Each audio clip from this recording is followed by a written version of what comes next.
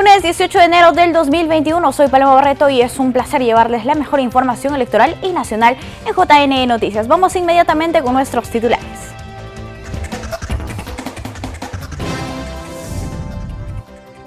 JNE aprueba cronograma electoral para la revocatoria de autoridades regionales y municipales del 10 de octubre. Presidente del JNE consideró fundamental asignación presupuestal para fiscalizadores con miras a comicios generales. JNE invita a partidos a inscribir a sus candidatos en programas Conoce a tu candidato y Tribuna Electoral.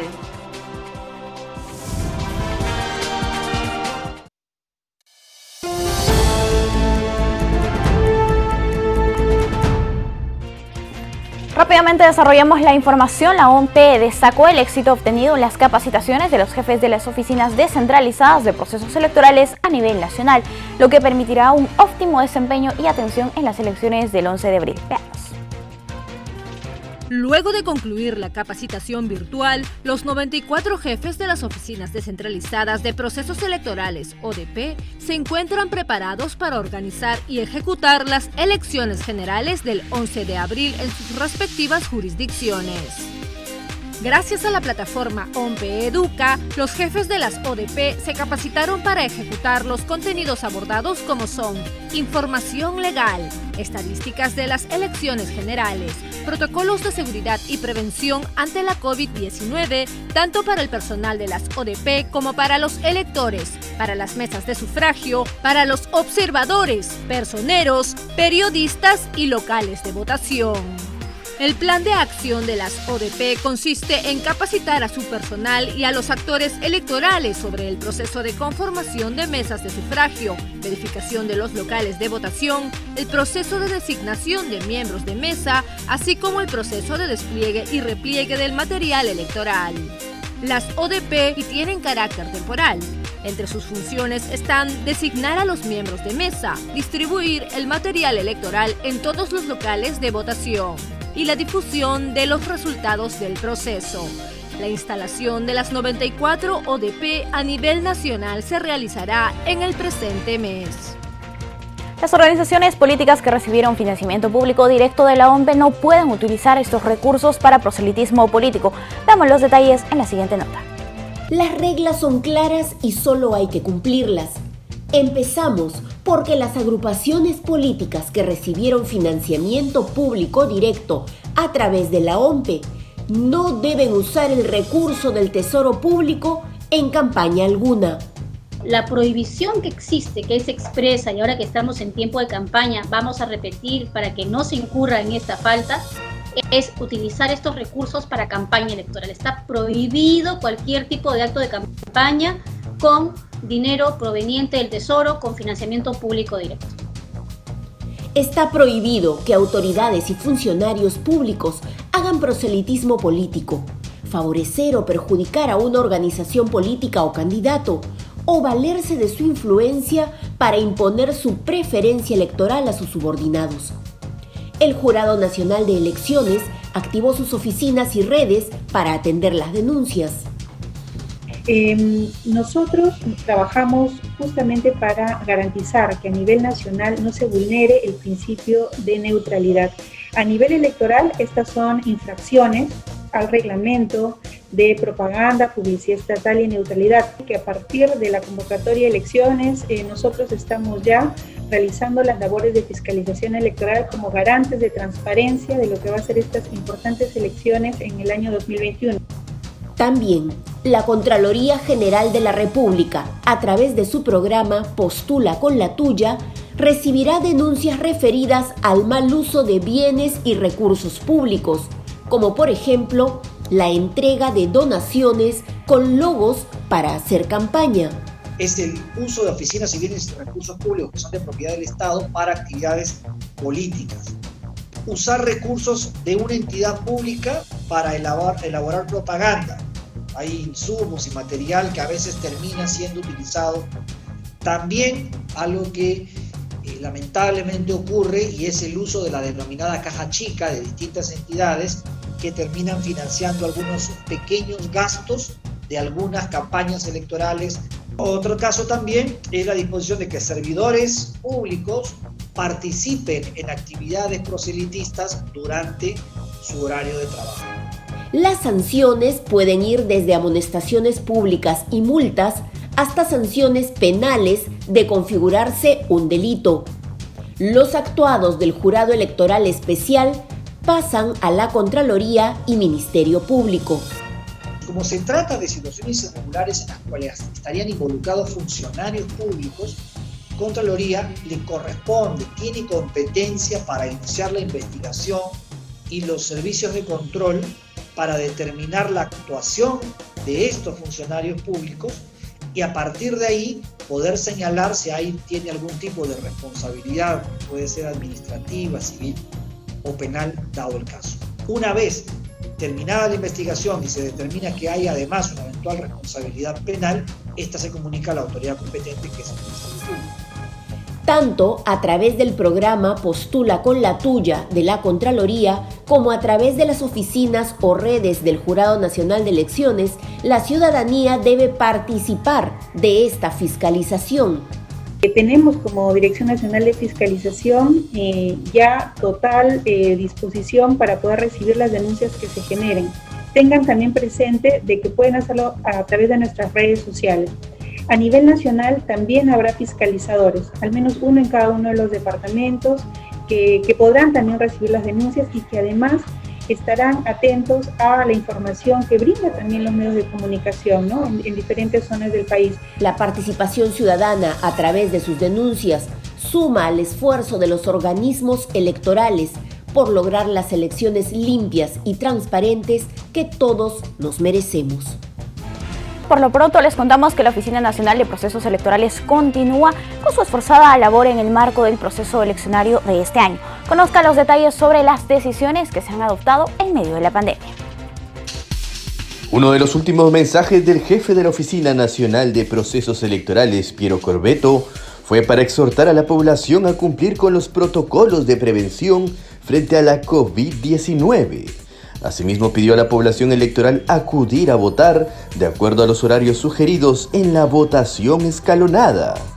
Indicó que el 11 de abril, día central del proceso de votación, es importante cuidar nuestra salud y la de los demás actores que participan del proceso eleccionario, como los miembros de mesa, fiscalizadores, miembros de la policía y el ejército.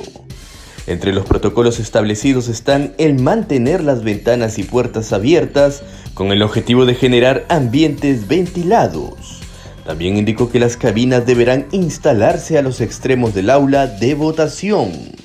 Corbeto resaltó la importancia del distanciamiento social y evitar las aglomeraciones al ingreso al local de votación. La distancia entre sufragistas debe ser de al menos 1,5 metros.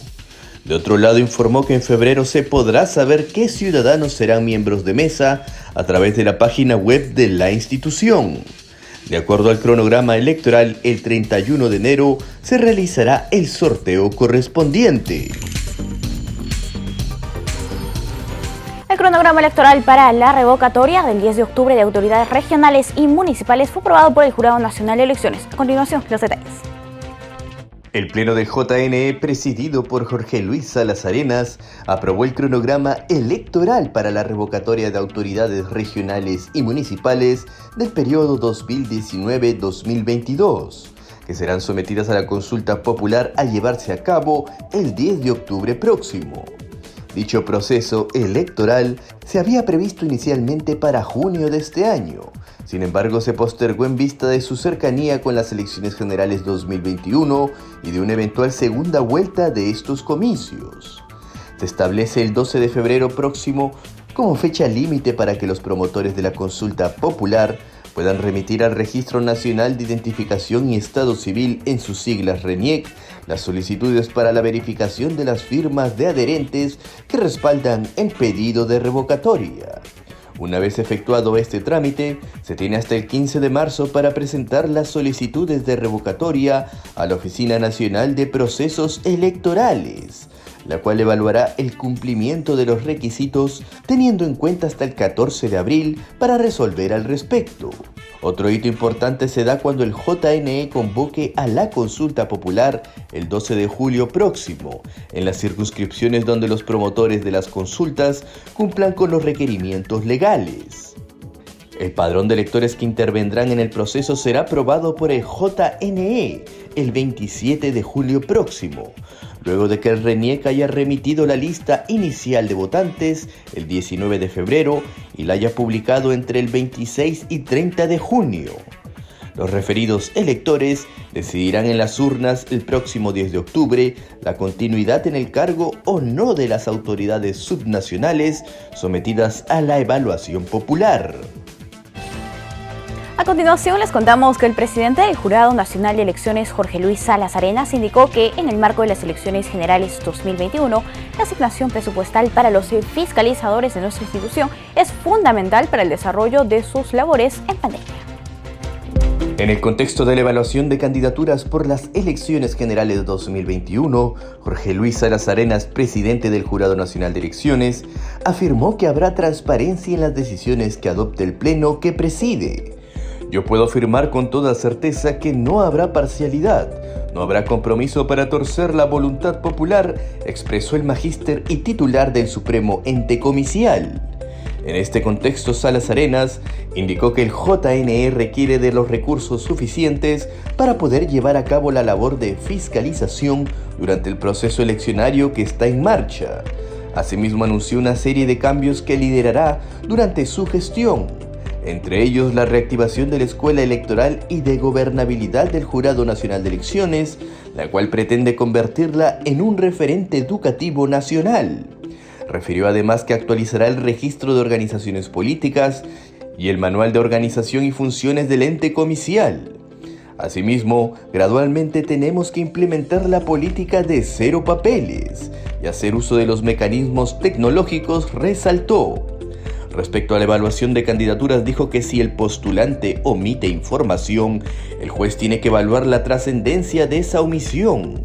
Si la persona cumple con los requisitos esenciales, debe participar, explicó.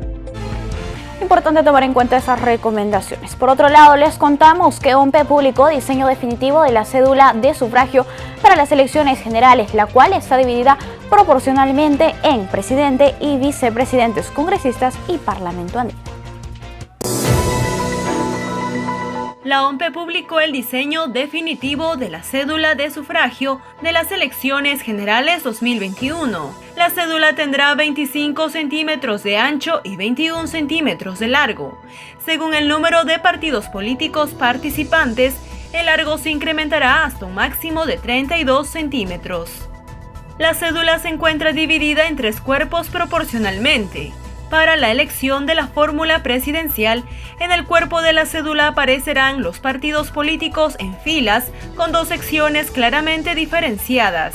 En una aparece el nombre de la organización política al lado izquierdo y el símbolo y fotografía del candidato del partido político al lado derecho, impresos a todo color.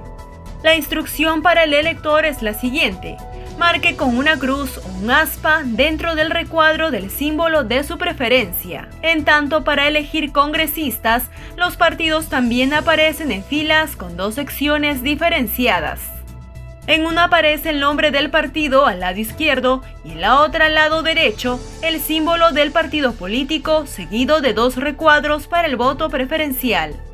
Hay 2 instrucciones para el elector: marque con una cruz o un aspa dentro del recuadro del símbolo de su preferencia. Para ejercer el voto preferencial, la indicación es: si desea, coloque dentro de los recuadros 1 o 2 números de los candidatos de su preferencia. La OMPE indicó además que para elegir representantes ante el Parlamento andino, los partidos políticos igualmente aparecen en filas con 2 secciones diferenciadas. Partidos políticos programaron sus spots para la franja electoral. Dicha propaganda será emitida entre febrero y abril. Veamos los detalles. La OMPE informó que 21 de las 22 agrupaciones políticas finalizaron con la selección de los espacios para la transmisión de sus spots a través de diversos medios de comunicación como parte de sus campañas para las próximas elecciones. Los partidos políticos reservaron un total de 152.340 spots que serán emitidos a partir del 10 de febrero hasta el 8 de abril, de 6 de la mañana hasta las 11 de la noche. Otro de los puntos a tener en cuenta es que fueron seleccionados por las agrupaciones 171 de los 198 proveedores de comunicación, incluido el portal Claridad. Esta selección se realizó desde el lunes 4 hasta el jueves 14 de enero. Del total de spots, 78% se emitirán por radio y 22% por televisión, los cuales representan una inversión de 68 millones de soles de los 70 que la OMPE tenía destinados para las 22 agrupaciones. Esta es la primera vez que los partidos que participan en los comicios electorales seleccionaron el tiempo y el medio donde colocar su propaganda. Las organizaciones políticas suscribirán el Pacto Ético Electoral del Jurado Nacional de Elecciones el 28 de enero. La actividad será transmitida por TV Perú y JNTV. El Pacto Ético Electoral que promueve el Jurado Nacional de Elecciones será suscrito el 28 de enero próximo por los partidos políticos que participan en las elecciones generales 2021, mediante el cual se comprometen con el desarrollo de una campaña electoral basada en el respeto, transparencia y otros valores democráticos, teniendo en cuenta además la situación de emergencia sanitaria por la que atraviesa el país. La ceremonia a realizarse de manera virtual será transmitida en directo a nivel nacional desde las 10 horas a través de la señal de TV Perú, por el canal JNTV y por las redes institucionales. El JNE propuso que el acta de suscripción del Pacto Ético Electoral contenga 14 compromisos, los cuales deberán ser honrados por los partidos durante la campaña electoral. Entre estos planteamientos figuran autolimitar las campañas electorales al uso de las plataformas y herramientas digitales y exponer los planes de gobierno y las agendas parlamentarias en los debates que organice el organismo electoral. La novedad del Pacto Ético Electoral 2021 es incluir un compromiso relativo al uso responsable de las redes sociales, evitando la propagación de fake news. Por su parte, el presidente del JNE, Jorge Luis Salas Arenas, pidió a los representantes de las agrupaciones analizar y enriquecer las propuestas formuladas por el citado organismo, a fin de lograr un documento razonable. Añadió que la ciudadanía exige el compromiso de todos los actores del proceso electoral para garantizar que los comicios se lleven a cabo sin reveses. Atención con la siguiente información porque el Jurado Nacional de Elecciones habilitó un correo para que las organizaciones políticas puedan inscribir a sus candidatos para participar en 2 programas de televisión que el ente electoral pone a su disposición para dar a conocer sus propuestas con miras a los próximos comicios. El Jurado Nacional de Elecciones, a través de su canal institucional JNTV, invita a los candidatos a formar parte de los programas electorales con miras a los comicios 2021. Guillermo González, periodista del JNE, quien conducirá el programa Conoce a tu candidato, saludó la iniciativa que permitirá a los candidatos dar a conocer a la ciudadanía sus principales propuestas. Queremos invitar a todas las organizaciones políticas a que puedan inscribir a sus listas o a sus candidatos que deseen participar en el programa Conoce a tu candidato. Pueden hacerlo a través del correo conoceatucandidato@jne.gov.p. Conoce a tu candidato es un programa que promoverá el Jurado Nacional de Elecciones 2 veces por semana con 1 hora de duración. Está dirigido principalmente a los más de 25 millones de electores, a fin de que puedan conocer a sus candidatos y sus propuestas, y emitir luego un voto responsable e informado. En Conoce a tu candidato debatirán 3 candidatos de diferentes organizaciones políticas postulantes a la presidencia y Congreso de la República, además pertenecientes a una misma región, y contará con la intervención de preguntas de periodistas invitados.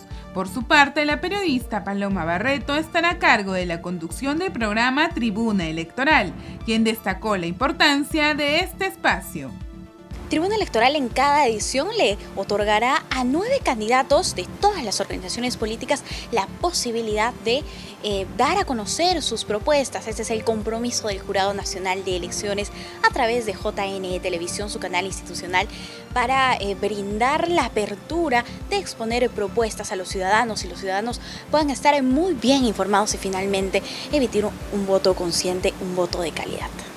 Como lo indica en cada programa, los candidatos al Congreso y Parlamento andino responderán una pregunta y tendrán 2 minutos para exponer sus principales propuestas.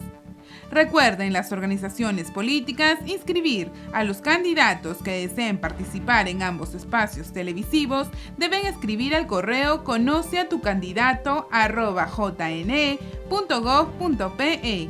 Asimismo, ver el contenido electoral más completo a través de los canales 44 y 516 de Movistar, las redes sociales del Jurado Nacional de Elecciones y por los 22 canales regionales aliados a nivel nacional.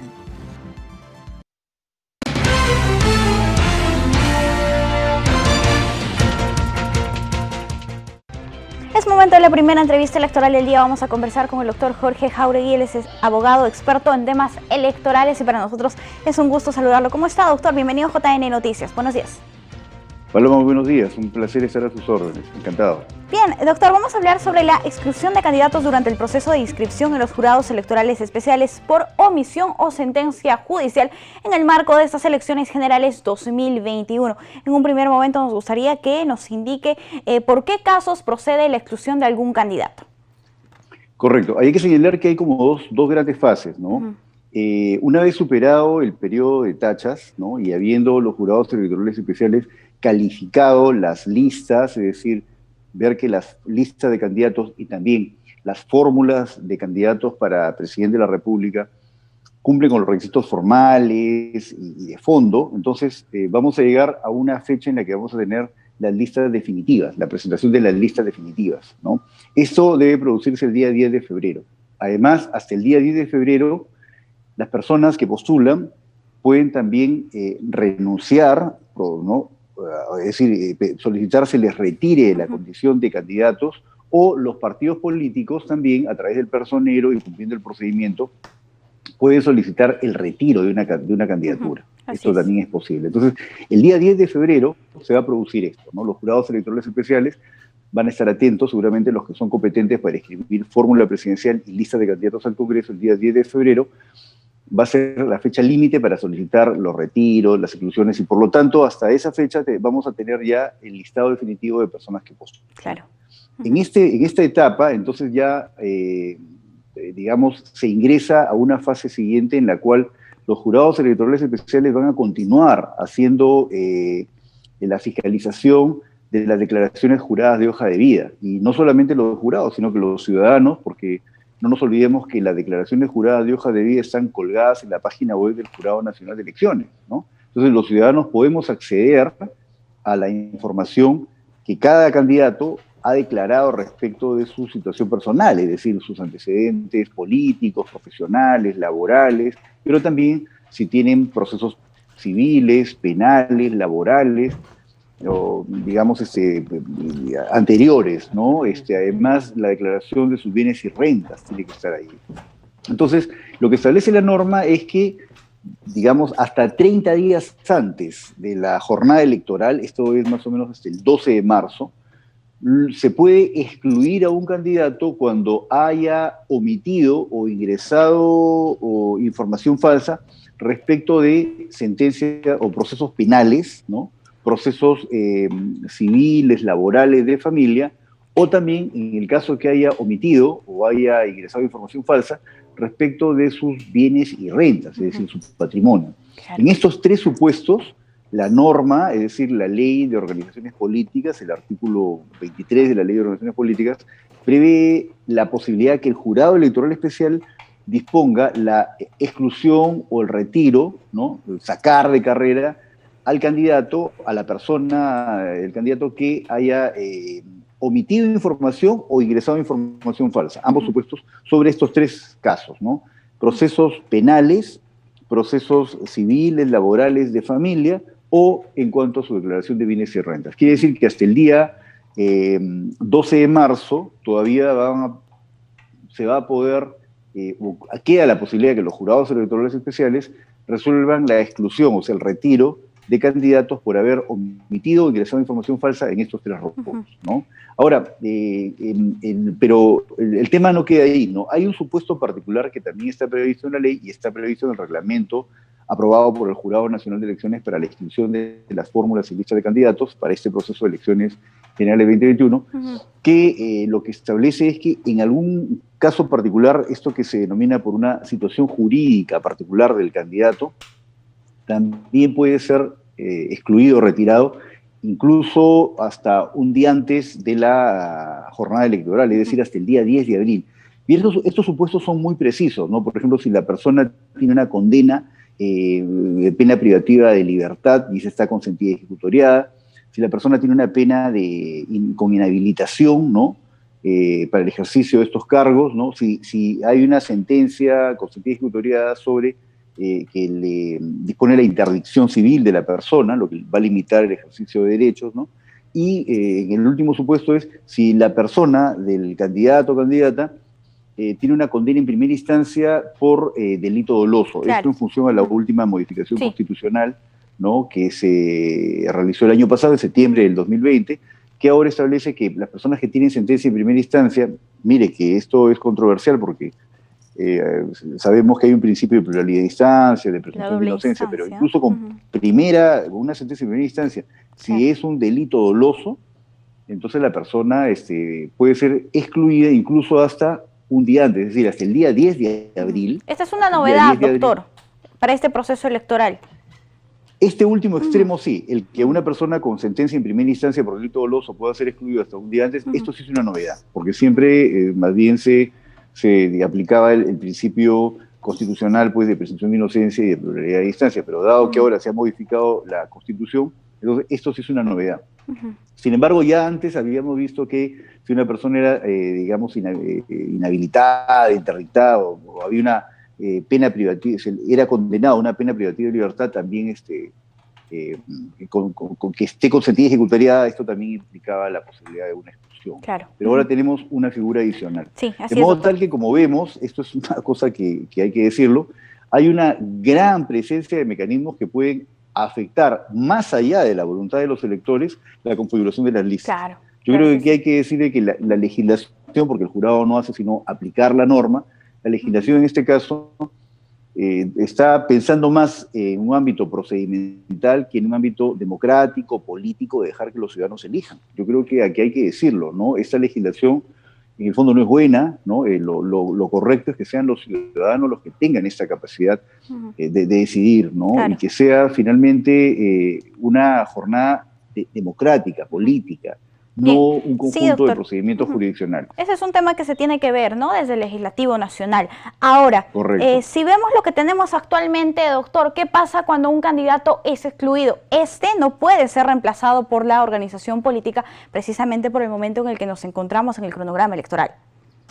Correcto, porque lo que sucede es que sí existe la posibilidad de reemplazo, pero siempre y cuando el retiro o la renuncia del candidato se produzca antes de la fecha límite para presentar listas. ¿Cuál fue la fecha límite? El día 22 de diciembre. En este momento ya no es posible ningún reemplazo. En este momento, si una persona renuncia o es retirado por el partido político o es retirado por el jurado electoral especial correspondiente, o sea, excluido, no hay posibilidad de reemplazo. Ese número queda libre, doctor. Claro, ese no número hay candidato. Va corriendo. ¿Y qué pasa si la gente vota por ese número? Ni a la lista. Bueno, en principio el voto va a la lista, ¿no? Cuando hablamos de una elección congresal, ¿no? En el caso de una fórmula presidencial, el voto es individual, se vota por la persona que va a postular al cargo de presidente de la República. En el caso de las listas, el primer cálculo que se hace es cuántos votos obtiene el partido. Claro. El segundo cálculo que se hace es, oye, con estos votos pasa, votos válidos, ¿entiende? ¿No? ¿Pasa la barrera electoral? Correcto. El tercer cálculo va a ser entonces determinar cuántos escaños le toca al partido, ¿no? Al final se hace el cálculo de cuántos votos preferenciales tiene cada uno de los candidatos para determinar cuáles son los que cubren individualmente esos escaños. Entonces, en este caso, un voto con un número que de una persona que ha sido retirada eso no afecta porque finalmente es un voto para el partido. Esa es un poco la característica de estos sistemas de postulación en lista, ¿no? Que el voto siempre va al partido. Sí, Entonces, bien. por eso es que un famoso jala votos para su lista, pues, ¿no? Y termina un famoso metiendo a muchas personas desconocidas al espacio de representación. Sí, ¿no? pues Tal vez es uno de los defectos más notables de la forma como elegimos, ¿no? Bien, doctor. Ahora, si tenemos candidatos excluidos en cierta organización política, estos candidatos que, digamos, tienen sentencia y que no pudieron ser presentados o que no deben estar en la contienda electoral, no fueron debidamente filtrados en su momento por la organización política, a pesar de que existe incluso la ventanilla única que el Jurado Nacional de Elecciones pone a disposición de estas organizaciones políticas. ¿Qué mensaje le da a la ciudadanía estas organizaciones políticas? Un mensaje de que hay mucha precariedad institucional, ¿no? Que los partidos políticos tienen esa denominación porque jurídicamente esa es la categoría jurídica que tienen, partido político, para distinguirlo del movimiento político y para distinguirlo de la alianza electoral. Pero en sentido institucional carecen pues de una estructura permanente, ¿no? Hay además que decir que hay una cobra un peso muy importante en la capacidad económica de las personas para financiar campañas, ¿no? Lo que les permite acceder, en muchos casos, ¿no? A estos espacios de representación. Entonces, probablemente sea importante abrir más los partidos políticos en la elección interna, que haya una postulación abierta, que sean los ciudadanos de forma libre, abierta, los que voten, y como lo propuso la Comisión de Alto Nivel, digamos, originalmente, que solo aquellos partidos que alcancen una votación en un umbral específico a nivel de elección interna sean los que puedan postular candidatos, ¿no? Entonces, esto validaría, pero hoy por hoy vemos que ciertamente hay una legislación que no está contribuyendo, que esto es responsabilidad del Congreso de la República, que sistemáticamente ha ido dándole un carácter muy procedimental a las elecciones, con muchas cortapisas, pero que no permite que haya un mayor nivel de control de los ciudadanos, ¿no? Claro. La elección interna debiera ser para eso. Mire, las hojas de vida no se presentan solamente a nivel de la elección ante el jurado electoral especial y en la elección política, sino que deben presentarse en la elección interna, ante el partido político. Y ahí se debería filtrar, se debe producir, ¿no?, el primer gran filtro. Claro, Usted revisa el artículo 23 de la Ley de Organizaciones Políticas, que prevé las hojas de vida, está dentro de un capítulo que regula las elecciones internas de los partidarios. Entonces, ahí empieza. Si los partidos políticos no tienen una estructura institucional permanente, una definición ideológica, ¿no?, una, digamos, posibilidad de democracia interna en el sentido estricto, es decir, autogobierno, participativos, espacios participativos, entonces lo que va a pasar es que las dirigencias partidarias van a tener una gran capacidad para decidir qué personas son las que ingresan y no es lo ideal, doctor, a estos espacios. Sí, así no es. No es lo ideal, porque eso no contribuye a que sea representativo. Bien, doctor, nosotros estamos muy agradecidos con usted por acompañarnos como siempre aquí en JN Noticias. Será hasta una próxima oportunidad.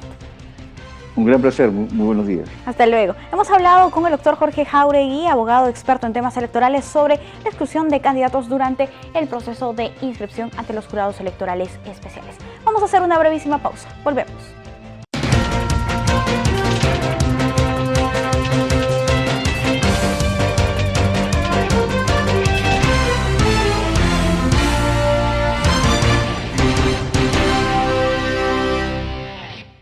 Estamos de vuelta en JN Noticias y ahora les compartimos las 5 noticias oficiales más importantes del día gracias a la Agencia de Noticias Andina. Bienvenidos. Desde la Agencia de Noticias Andina estas son las 5 noticias del día. El Consejo de Estado se reúne hoy para tratar el tema de seguridad sanitaria durante la campaña electoral. A la sesión convocada por el presidente de la República, Francisco Sagasti, también han sido llamados los representantes del Jurado Nacional de Elecciones, OMPE y RENIEC. Atención, porque el Ministerio de Trabajo exhorta a los empleadores que permitan a sus trabajadores que realicen labores de manera presencial a salir con la debida anticipación a fin de cumplir con el horario de inmovilización social obligatoria. La ministra de Salud, Pilar Macetti, informó que se ha firmado el convenio para el transporte aéreo de la vacuna contra la COVID-19 hacia el Perú, lo cual debe hacerse en aviones acondicionados y contenedores especiales. Este acuerdo se logró con la participación de la empresa privada.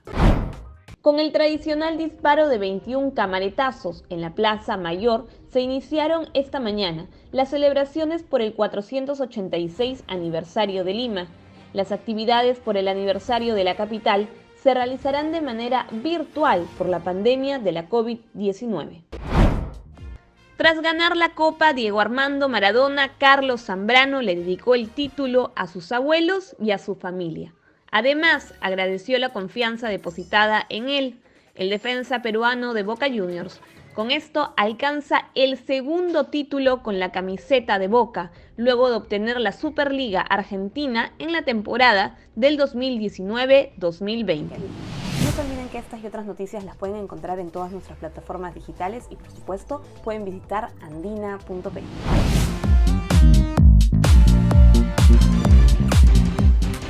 A raíz del rebrote del coronavirus en el Perú, las clases escolares iniciarán el 15 de marzo de forma virtual hasta el 15 de abril. Posteriormente se definirá si continúa virtual o se pasa a una etapa semipresencial. Esto informó el Ministerio de Educación. El ministro de Educación, Ricardo Cuenca, informó que el primer mes del año escolar 2021 será virtual debido a la situación que aún afronta el país en relación a la pandemia de la COVID-19. El 15 de marzo haremos el año escolar 2021 de forma remota en todas las escuelas del país hasta el 15 de abril.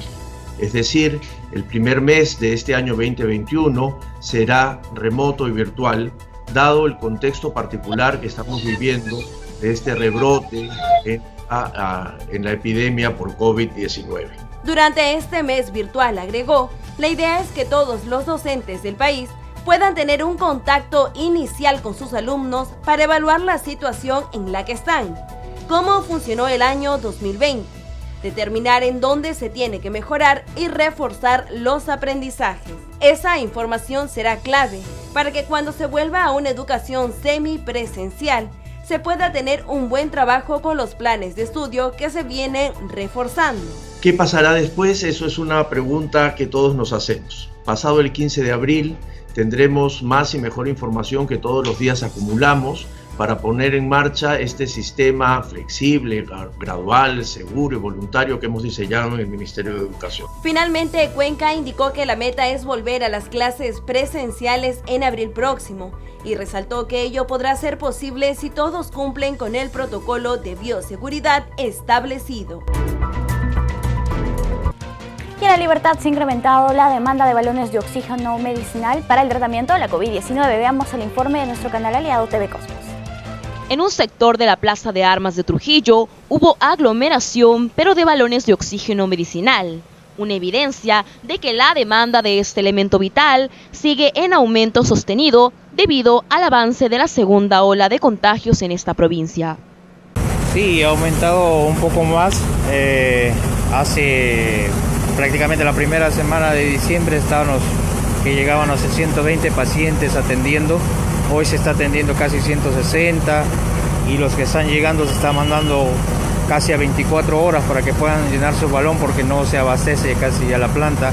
La recarga de contenedores fue instalada en el Jirón Almagro debido a que se requiere mayor espacio. Según el responsable de la planta de oxígeno móvil, la estación ya no se da abasto.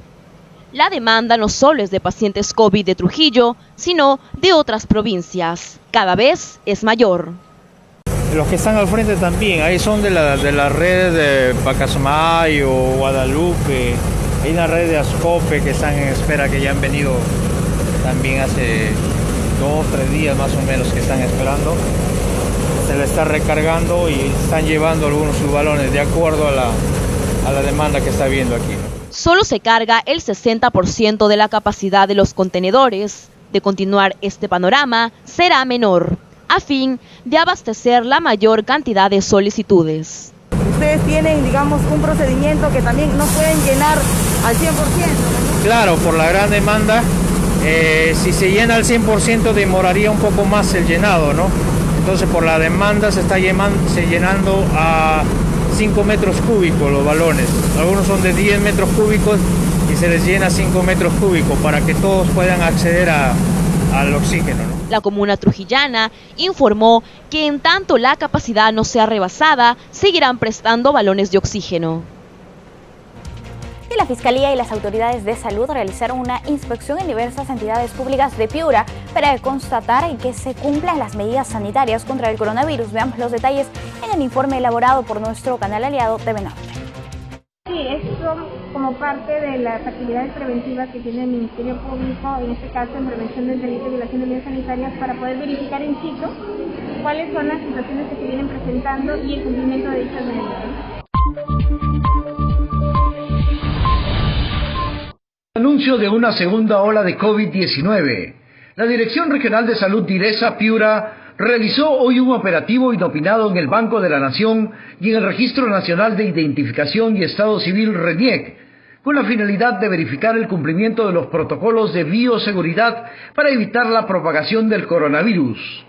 Esta actividad inició desde las 10 de la mañana y se realizó de manera conjunta con la Fiscalía de Prevención del Delito y la Policía Nacional del Perú para proteger la salud del personal, proveedores, visitantes y usuarios frente al riesgo del contagio del virus.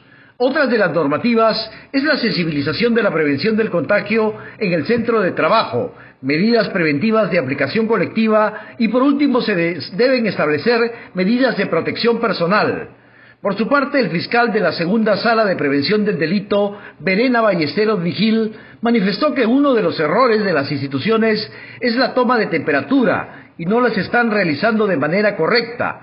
Hemos hecho las notificaciones pertinentes para que se suspenden este tipo de situaciones, para salvaguardar la salud de las personas, expresó.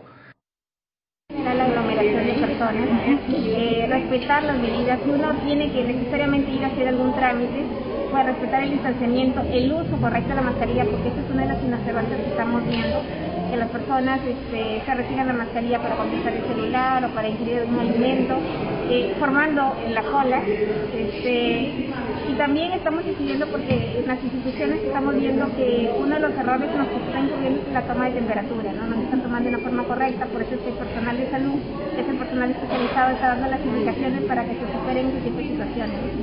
Todo ello buscando salvaguardar la salud de la población.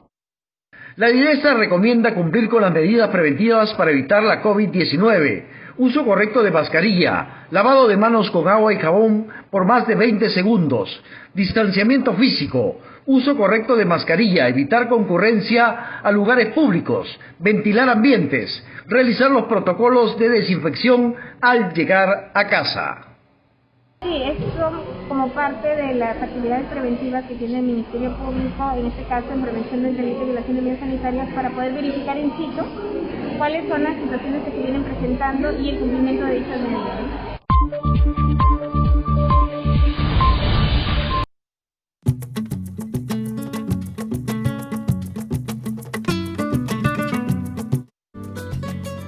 Y empezamos la semana bien informados con todos los eventos culturales con Carolina Díaz y su agenda cultural. Carolina, ¿cómo estás? Muy buenos días. Buenos días, Paloma, y gracias por el pase. Espero que hayas tenido un lindo fin de semana. Muchas gracias, Carolina. Adelante, infórmanos. Bien, entonces comenzamos nosotros, iniciamos la semana con una propuesta de la Universidad Peruana de Ciencias Aplicadas, llamada UPC Cultural. Esta plataforma, este espacio podrá ver una serie de actividades como documentales, exposiciones fotográficas, radioteatros, entre otros. Entre los contenidos que pueden ya ver y disfrutar está un homenaje a este artista y poeta Enrique Bustamante, como vemos en imágenes, que incluye además algunas muestras de sus trabajos que son tan representativos. La iniciativa se puede ver ya en la página www.culturalupc.edu.p para que puedan ingresar, y en este transcurso de la semana podrán encontrar además mucho más contenido. Bien, por otro lado, informarles que los museos, en vista de las últimas medidas del gobierno, han anunciado la reducción de sus aforos en sus recintos. Como vemos en imágenes, el 30% en las regiones de nivel moderado y nivel alto. En cuanto a algunas regiones están Lima y Callao. En cuanto al nivel riesgo muy alto, también ha reducido el aforo al 20%. Bien, recuerden que en estos lugares que vemos en pantalla los domingos no habrá atención al público y también mantener las medidas de bioseguridad, como es utilizar siempre la mascarilla, mantener la distancia con los otros visitantes y siempre hacer una cita previa para que puedan ingresar a estos recintos y esperar la confirmación. Es lo que han dicho los museos para que puedan ustedes asistir de manera segura. Bien, hasta aquí entonces con la agenda cultural. Los dejo con Paloma. Hasta el miércoles. Muchas gracias, Carolina. Nos reencontramos el miércoles. Nosotros tenemos el bloque internacional.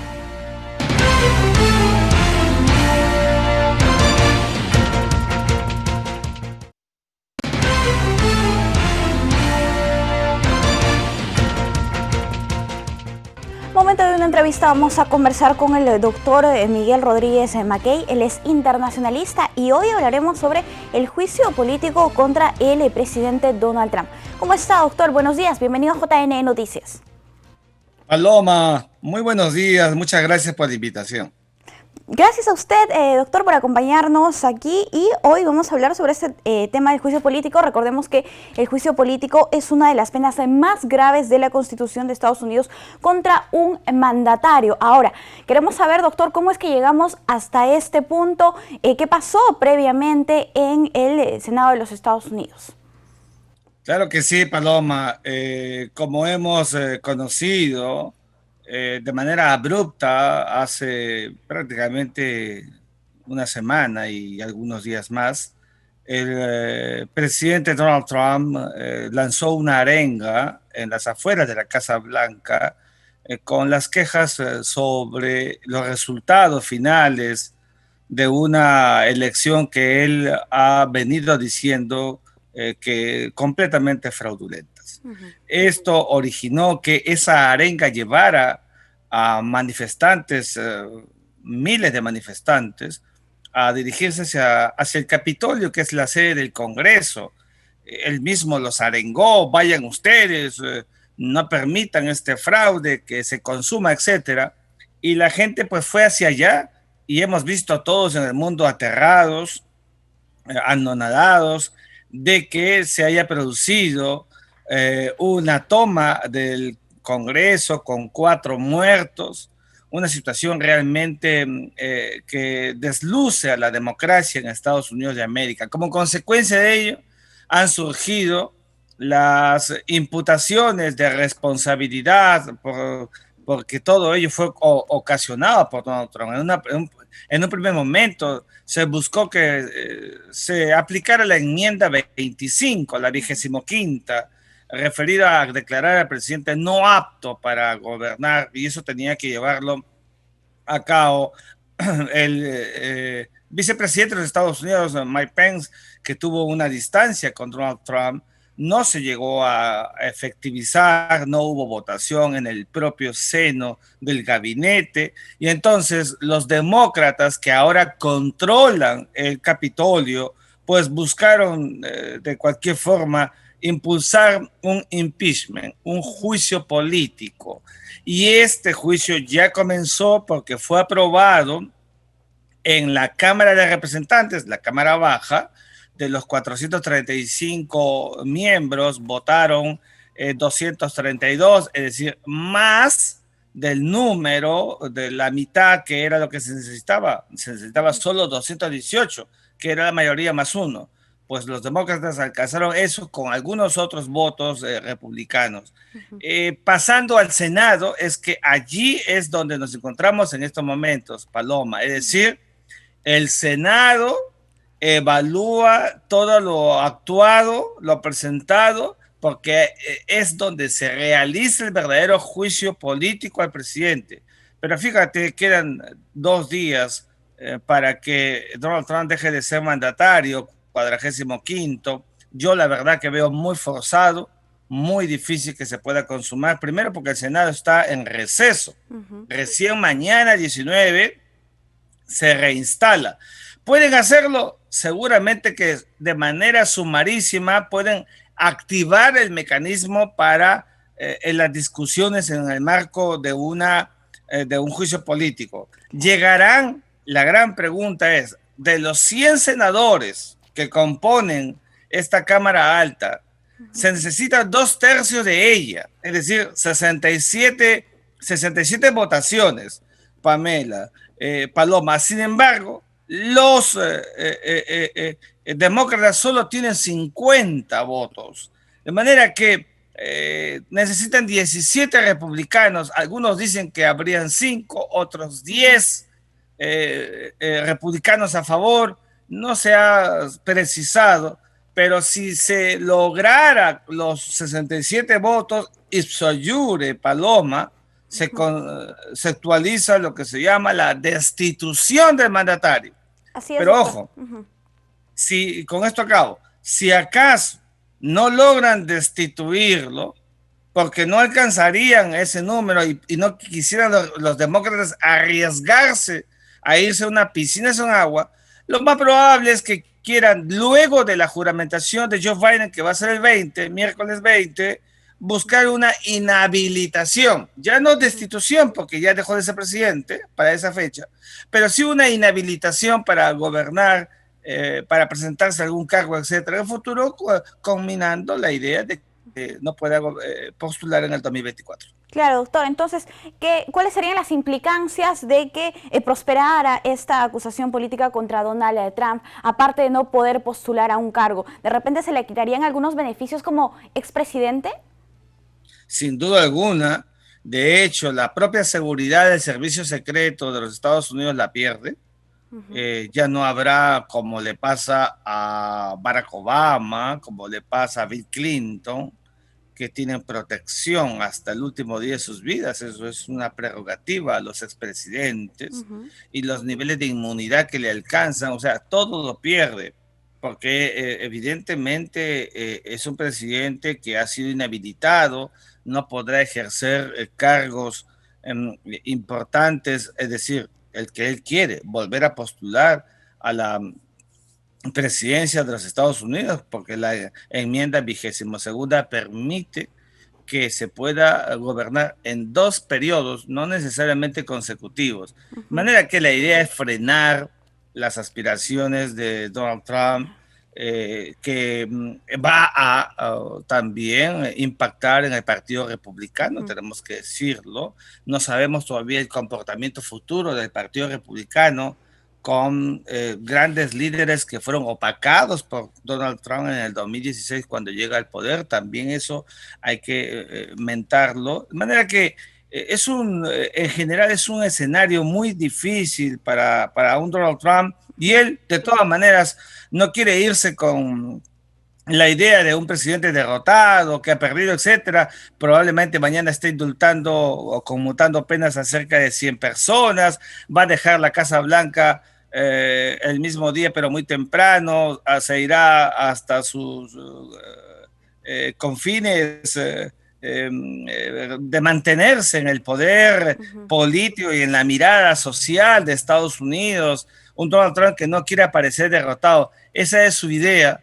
Evidentemente, a mi juicio, bastante latigado Donald Trump por todo lo que ha pasado en el marco de la pandemia y en el marco también de sus propias reacciones políticas personales. Bien, doctor, lo que usted nos comenta de que Donald Trump no va a permanecer, digamos, en la juramentación del presidente Joe Biden, esto no tiene precedentes previamente, sino los presidentes solían estar en el momento de la juramentación. Totalmente claro y preciso lo que acaba de decir Paloma. Es realmente un acto atípico. La Constitución de los Estados Unidos además prevé esta alta mirada política, donde el presidente saliente está presente el día que el entrante juramenta, y entonces no lo vamos a ver a Donald Trump con todo este clima de animadversión que se ha producido sobre él por lo que ha pasado en el Capitolio.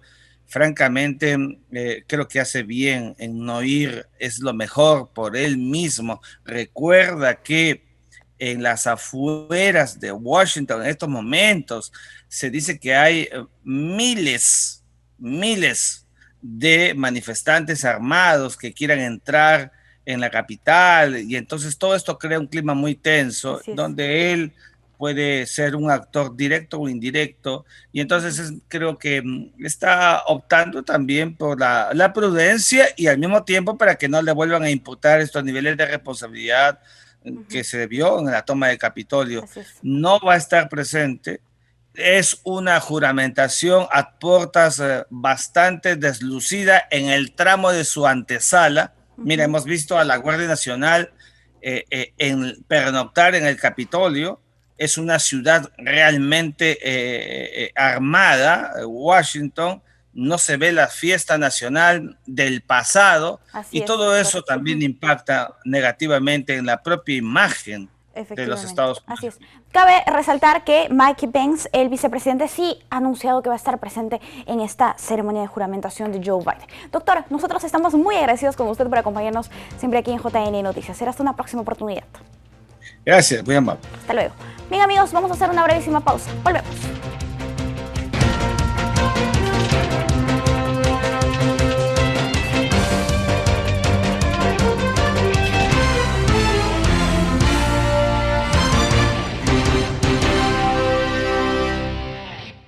Amigos, llegamos al final del programa. Muchas gracias por acompañarnos. Los invitamos a sintonizar los canales 44 y 516 de Movistar, así como las redes del Jurado Nacional de Elecciones y los 22 canales aliados del ente electoral.